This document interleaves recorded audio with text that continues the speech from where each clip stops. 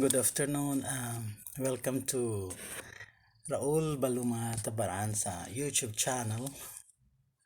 Today I would like to speak about my experience. I would like to share with you an experience in a hermitage. I was a guest hermit for a month.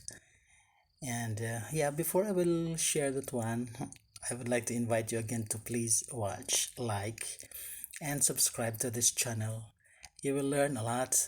You will know a lot of things about me, but also about my formation, my journey as a missionary. As I said, I had an experience of being a guest hermit, and that was in 2016. When at that time I was really kind of reflecting what is going to be my life. I had a very strong inclination to become a contemplative. In fact, to live as a hermit. So I was granted this month of experience in order to see further my vocation. So I contacted my friend, who was my very good friend when we were first year. When I was first year in philosophy, and he was already becoming a priest at that time. And Father Jean Hilos from OMI. So I contacted him because he also underwent the same process. Luckily for him, he was given the chance, and in fact, he founded this what we call as the Sanctum Hermitage, and they have branch of hermitages by now. So I contacted him and asked if I could stay for a month, and in order to to discern further my vocation, especially at that moment I was really kind of confused, but I think it was also because of my I was tired. I was tired also physically and mentally because of the work. So I went to his place that is in Davao. I asked my cousin to collect me at the airport, and the place is called this Sanctum Hermitage, which is located at Bukana in Lasang in Davao del Norte. So it is in the boundary of Davao City and Panabo City. A very bushy place when I arrived there. When I arrived, it was really kind of strange place. It was full of it was a woody place full of bananas in the whole area. So it is fully infested with mosquitoes also. And some other forms of insects. In fact, I had so many bites after that one. No, because they really sucked they were really feasting on my body, the mosquitoes and other insects in there. But it was part of the experience. The place is a bit rural. It is closer to the road, so though it is a hermitage, you can still hear people passing, and the cars and motorcycle, especially the tricycle, because that was the means of transportation at that time. And my closer is my hut. I was given a little hut when I arrived in there. I was given just a little hut. Luckily, it has its own toilet, and I don't have to go out because I was really afraid to go out in the night. It was so dark, and so when it rains, it pours also that side, and when it pours, the place becomes so wet, muddy, and most parts of the kitchen leaks at that time. So with the same with the other huts, it was very simple, very austere way of living. Yeah, but I had a very beautiful experience thereafter. Now all these things. By the way, before that one, also even the water. Now the water was just being pumped, so it was a bit kind of rusty, and I don't know. I had a bit of an irritation after, but as I've said, all these things were just part of the journey. It did not discourage me at all, not at all. So I was given this small hut, which is a bit bigger because it was an abandoned place for the worker of the owner of the land. No, but it was a very old one. Yeah, very small, but not used for a time. So you just cleaned that one, because I was arriving. Um, it has a very small, simple blanket. Luckily, At that time there was no mosquito net, so in fact I had to buy a mosquito net also because I was really feasted, so I had to buy a mosquito net after. And I had to wash every other day because uh, wash my things there every other day, but also I had to wash my clothes almost every day, because it was a bit kind of how to call this one, humid. So you also sweat even if you are just inside. But as I've said, it did not matter at all. As days passed, I had my own rhythm in living my solitary life there. This sanctum has another branch in Lupon, no, in Lupon, Davao Oriental. It is called Mariuma or Mary Uma, no, the field of Mary. It's just beautiful. My friend Jean Hilos really is very, how do you call this one? Is very genius in this way. It is the ancestral home of the family, and the family donated this one for him in order to make the place a hermitage. So part of the land, including the house and the ruins of the grandfathers, has been donated to the sanctum. So it is the mother who is taking care. Now the mother has become like a little hermit also, a hermitine. She lives there alone like a hermitine. So it has been kind of transformed into a hermitage, and now it has four cottages and it has its chapel also. The same place, the same thing there, a lot of mosquitoes. I don't know. I am really a favorite of mosquitoes. I don't. I cannot I should not complain for this one. And so I decided to finish the whole period there. Though Jean invited me to go also the other side, but I decided to end my whole period, finish my whole period in this sanctum in Lanang, in Lasang. The community was very very nice. Now there was one hermitine sister. I forgot his name. Maybe it will come later. And then there was L. There's another brother L. Then there were these two aspirants. I supposed to be. Yeah, they were kind of helping. They were supposed to be the scholars. The scholars there. So I mixed with the community. At the moment they don't have the canonical permission, so that they are still considered as lay people. So there are only two hermitages there and the stewards. So brother L, and then the sister there. I, I have to remember. Sorry, sister. And then they live like religious hermits, really, observing silence, ora et labora, and then the personal contemplation. And for me, there is so much to do. There is especially in the formation of these people. There is already some kind of discipline, but I think at that time I felt that there was something to do with them. So we have common meals together, we have common prayer and socials also. We talk and we laugh on the table, we make jokes and tease each other like a family. I really enjoyed those days inside. And here I always have meaningful conversation with the hermitages. I really love that one. And the stewards. No, they're called stewards. Those who were supposed to be going to study. So there were stewards. I enjoyed very much having conversation with them. I guess the Lord has a purpose in bringing me there, though temporarily. Temporarily, I became their spiritual father for a short time, and it is amazing how they joyfully accepted me, and how my joyful disposition radiated joy, also in their faces. The lifestyle is very much austere and simple, very very simple lifestyle. Now there is no expression of extravagance. They chose very simple things, very much rural way of living, as with the poor people around. I really admire that one. So when we go for marketing, they will always choose the cheapest food and the cheapest things and the simplest. So there were times that sometimes I noticed that the fund is not enough. Now luckily I had something also in my pocket, so I contributed in that way, and I feel very humbled by by their presence. They're amazing. They were amazing people. So they content themselves of what is to come, I think. And sometimes the fruits from the surroundings, their own from their or from the fruits of their own works.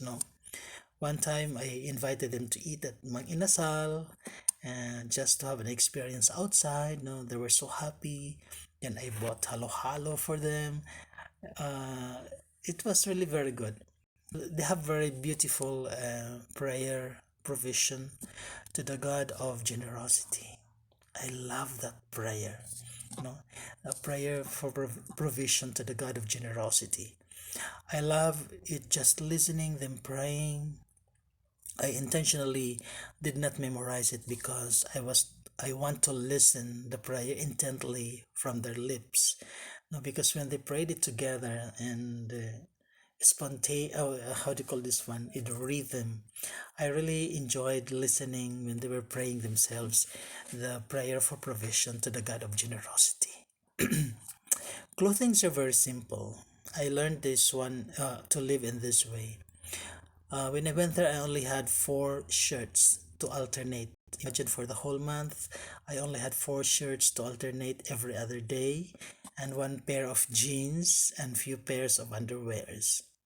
That was what I had for a month. I did not feel any compulsion of buying more for my comfort. I wash and dry, and the day after I use it. So there was no pressure of what was to wear during the day and how I would look in public. The meal during prayer before meals, no, the plates are always lifted like this. So the plates are always lifted as a sign of gratitude to God for His providence, like that. I was so touched. I was so touched. And at the end of the prayer, we sing Laudato Si Mi Signore, o Mi Signore, praising God for His abundance. So they are very much contented in the simplicity of life. Therefore, they always live a very happy lifestyle, I guess. So we eat together as a community, and there are long prayers before and after meals with some directives to the Hermitins. And it is the time to talk and make fun while eating. So food are very simple, mostly vegetables from the garden or fish.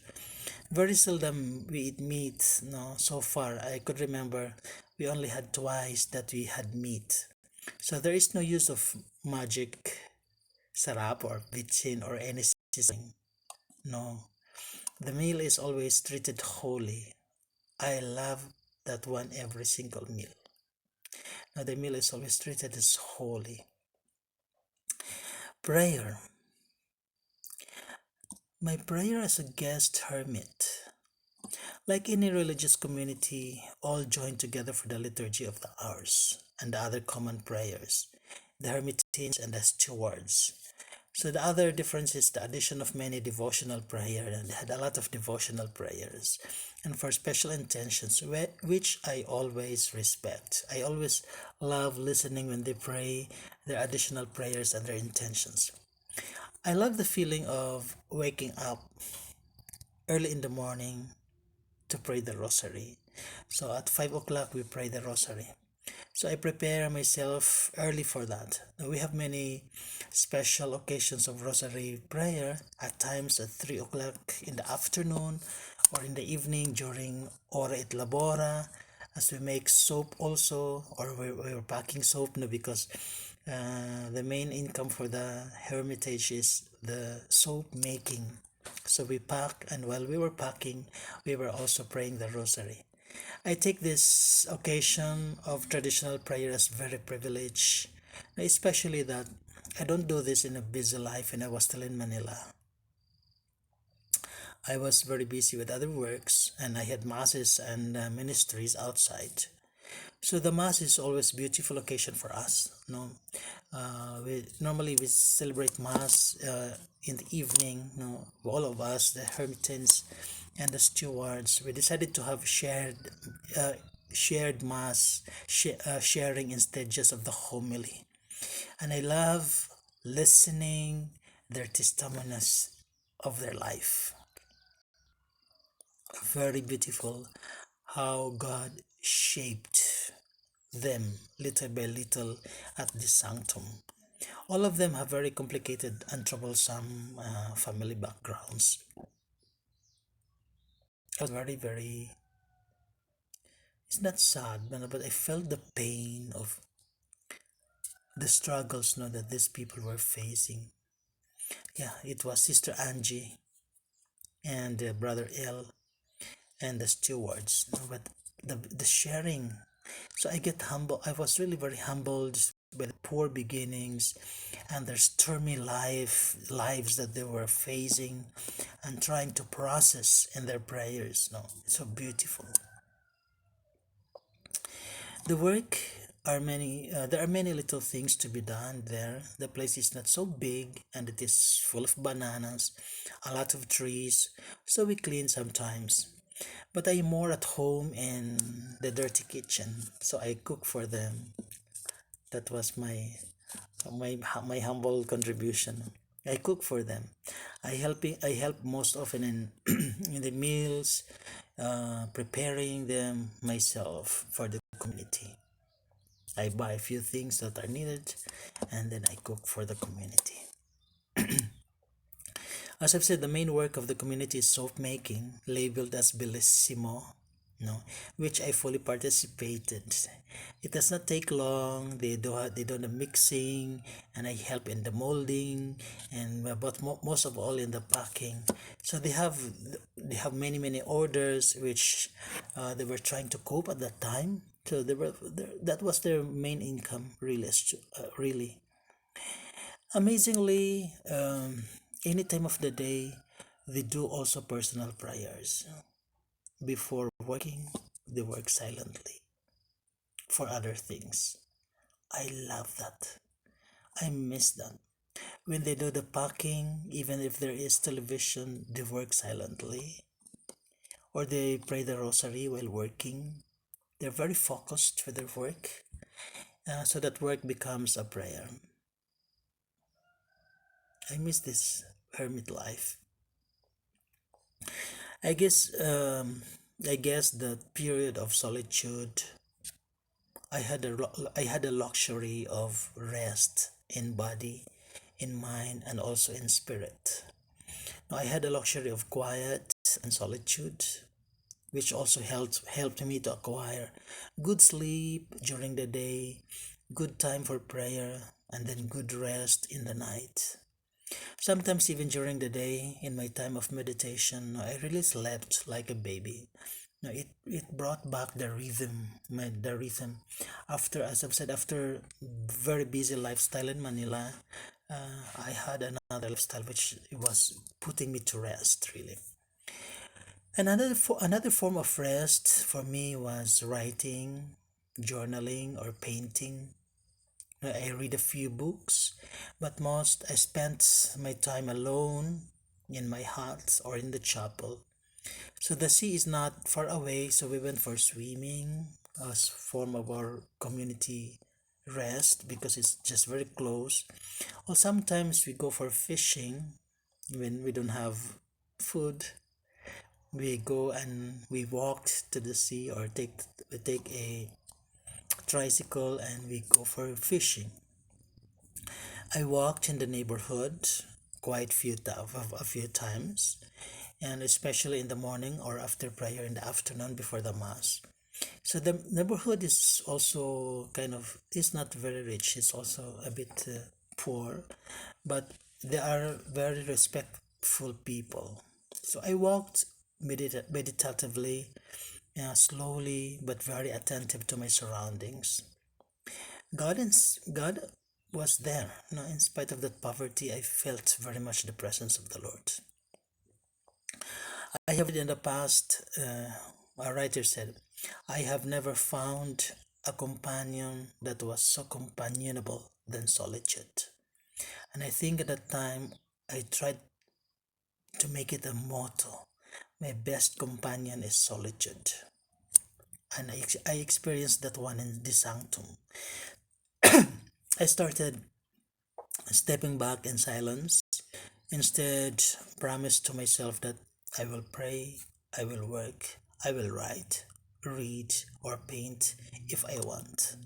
So it sunk in my mind this absolute necessity and that solitude should not be underestimated. No, in silence, I started returning back to myself, experiencing the beauty and joy, which I think I lost somehow with my busy life in Manila. Luckily, here in the sanctum, there in the sanctum, they always respect my solitude and quiet. They understood why I was there, so they always they respected very much my solitude and quiet. So it invigorates energy, which is life spent in this way. Solitude sometimes is very uncomfortable for many people. No, but when it is incorporated in our daily life, it gives also meaning, to your life. For 1 month, I did not miss Facebook. Believe me.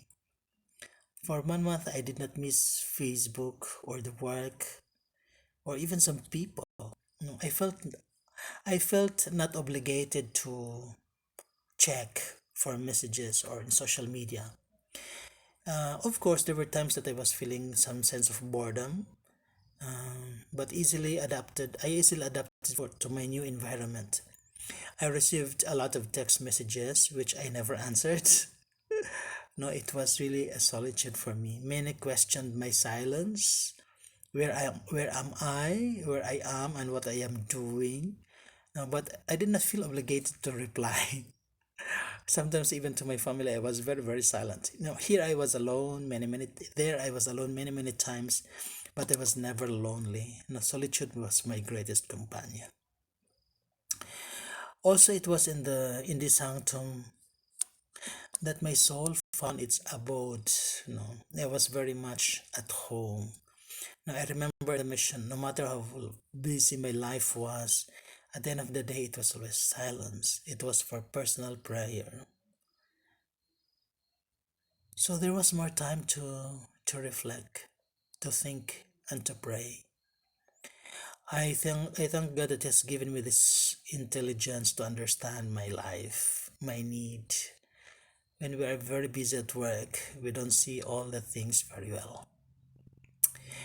And also, my silence in the sanctum brought me back to my spiritual home, my inner being. So I entered back into my inner self, that inner sanctuary, my inner sanctum, the sanctum. Sometimes I do nothing. I did nothing at all, but that just there in my heart, in the chapel, relaxing my mind, closing my eyes for hours, and that was enough. Even with so many discomforts, my solitude in the sanctum relaxes me in so many ways. Every day I had no agenda with God. I had no agenda with myself, what to do and what will I do. It's just our presence with each other when I go to the chapel. Also, my search for solitude is surely not an indication of unhappiness.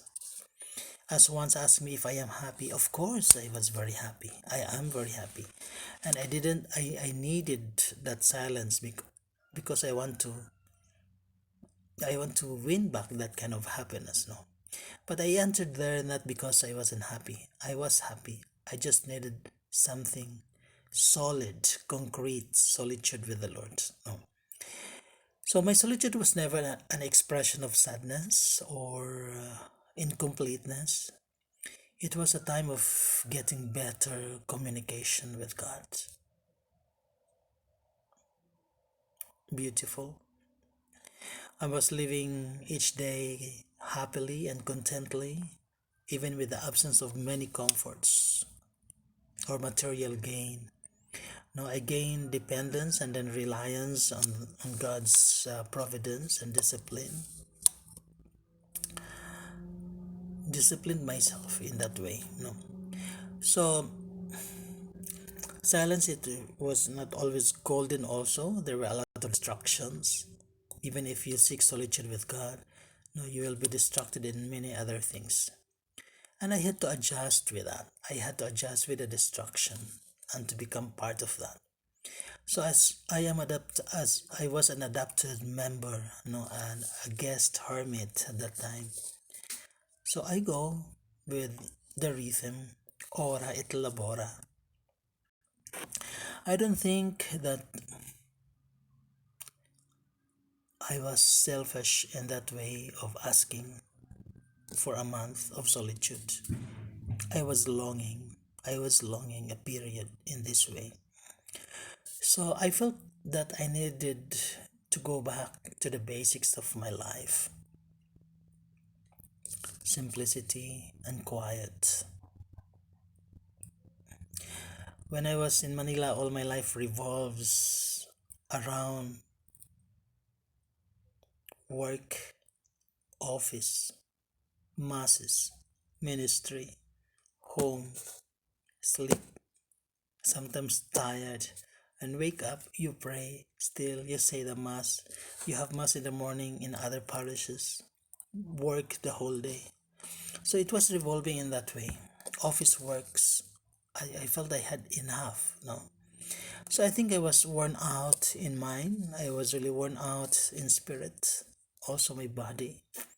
So I felt so exhausted in many ways, and it was a good realization that I had to go for a month of hermitage. I was reminded of the words of our Father General when he said that we should be guardians of our soul. I think I tried and tried to guard my soul, to guard my vocation, to guard my heart in that way. So I feel that solitude and silence brought me down to that ground, especially with the lifestyle and the sanctum, no, which is very, very simple. So there's a lot of abstinence designed to stay in communion with the Lord. So there's a lot of expression of joyful suffering, a lot of sacrifices to do and letting go, especially with the absence of comfort, as I've said. So my stay has created a lot of spaces in my heart, and soul to be like simple. My soul was like a simple Nazarene, and I was like a simple Nazarene, not a simple follower and simple discipline also. So I realized too that I could actually reach people in my silence, because when I was in silence I had more time to remember, to think, and to pray for many people. I embraced them all in that way. It is like digging a well every single day. The space gets deeper and wider, and the moment that I stayed longer in the sanctum, it was giving me a wider space of simplicity. I didn't feel kind of craving for extra things. I was just contented, really contented in so many ways. Lifestyle. So for me, silence and solitude were disciplines offered by the Lord Himself. And He offered that one to His disciples. And at the end of hard work, He would always invite them to go to a secluded place in order to pray. And this is something that is lacking in many of us. We don't have time to go to a secluded place in order to pray. We work and work and work. We want to see the outcome. So there is a great importance of silence and solitude in life. Which by now I realized I experienced many times when I was still in the mission in Zambia, and I lost it. And I have been thinking and praying of that. That at the time, that was 5 years ago, this sanctum experience, but still I could not forget. I had many realizations. The call of God for me is to have a contemplative heart by the hands of a missionary.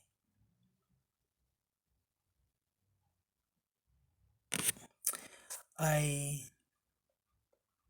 prayed at the time that I was wishing not to go back to the mission. That was my longing to go back to the mission. Even the life in the mission is very demanding and physically draining. Now there's always time for yourself. In the mission, there's always time for you and for the Lord at the end of the day when you sit down in the chapel. I realized that during those times, I didn't have that much. I didn't pray that much.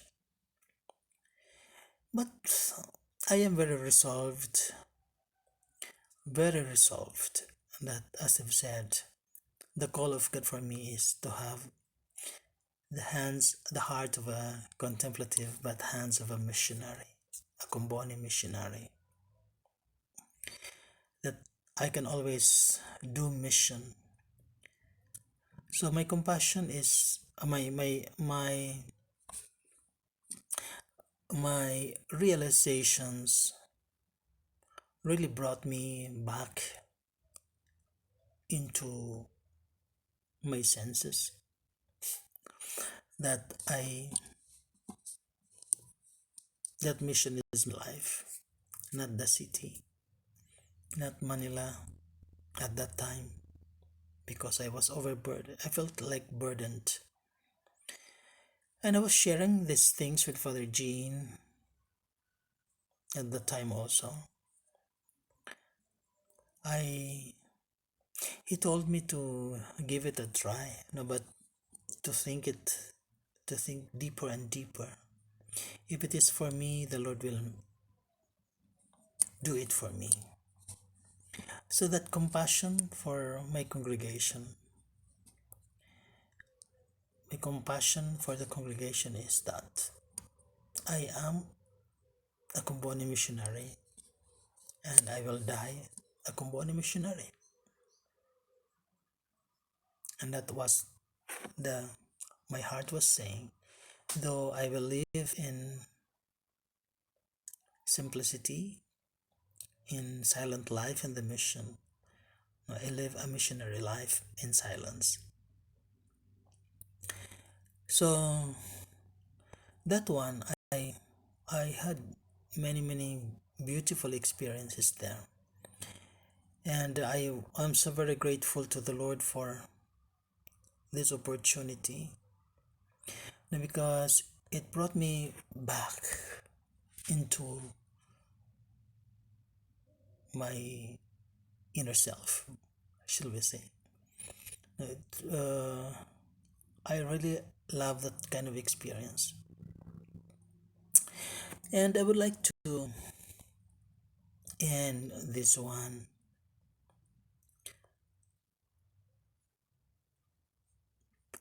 that the most beautiful, faithful companion that we can have is solitude. That kind of realization. No matter how busy your life, no matter how much do you have in your life or how many millions do you have in your bank, no, if you don't find peace and serenity, they are nothing. So if you are in solitude, always talking with the Lord, or maybe deep within you, know that conscience, that deep bond with the Lord, that joy, simple joy, that simplicity, that being happy. No, it will always radiate in your face, in your heart. People will always say, will always see the joy, the happy face, because deep within you are a peaceful and happy person. Good relationship with others, good relationship with the Lord.